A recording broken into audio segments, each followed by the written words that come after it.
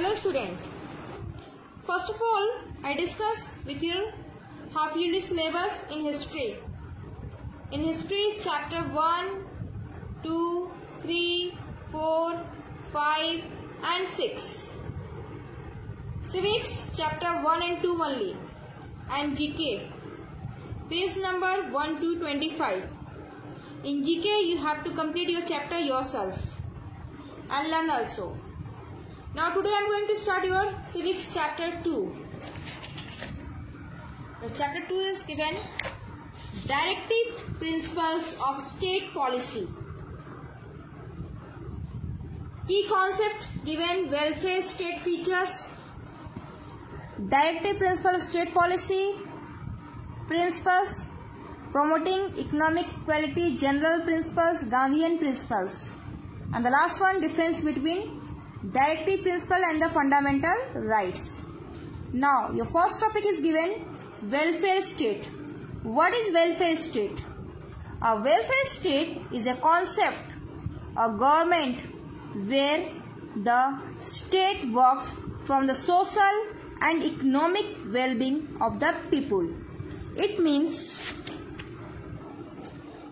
a system whereby the state undertakes to protect the health and well-being of its citizens, especially those in financial or social need, by means of grants, pensions and other benefits. Now, what are the main features of welfare state? These are the main features given: equal distribution of wealth, equal opportunity to all, special provisions for backward classes, basic facility for health care and sanitation, education for all. Now here I will ask you two important questions.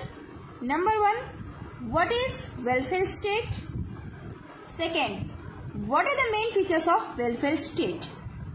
Now the next topic, directive principle of state policy. First of all, we know the meaning of directive principle of state policy. The Indian Constitution tries to uphold the principles of a welfare state through certain guidelines which are called the directive principle of state policy. It means the Constitution has laid down certain guidelines for the government. These are mentioned in the form of directive principle of state policy in the Constitution. These are not enforceable in a court of law, but it is expected of the government to keep this principle in mind while creating law or formulating policies. In your book given, the directive principles of state policy are not justifiable. Even though these principles are not justifiable, they are provide a yardstick to the people to measure the success or failure of the government. The directive principle may be divided under several heads.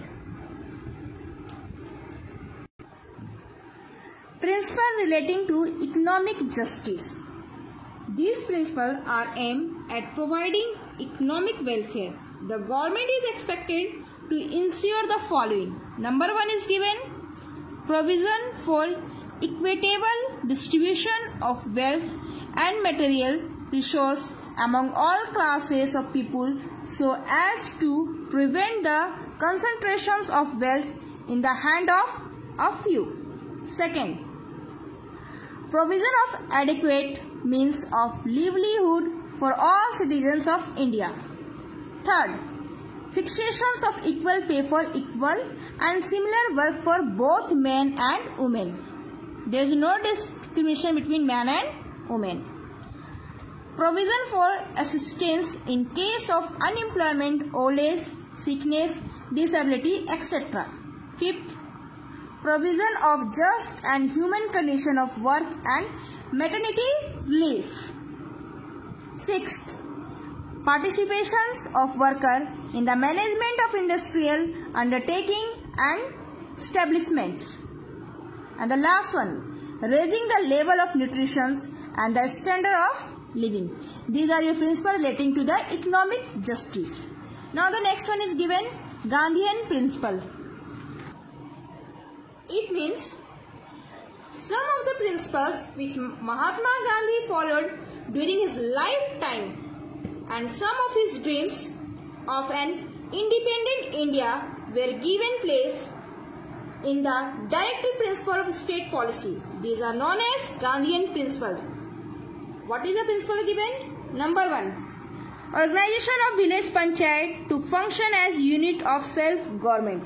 It means you have to form village panchayat and give power to them to help them operate as local self-governments.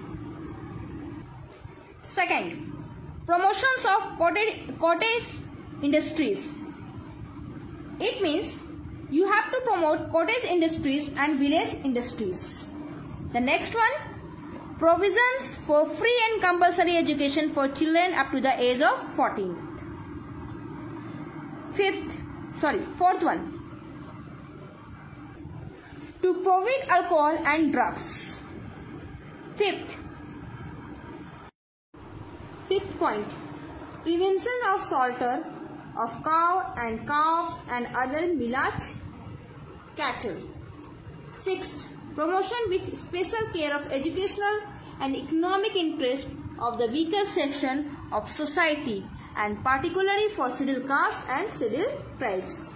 Now next is given principle relating to administration and international peace. It means these principles are generally serve the well-being of all and not any specific social groups of families.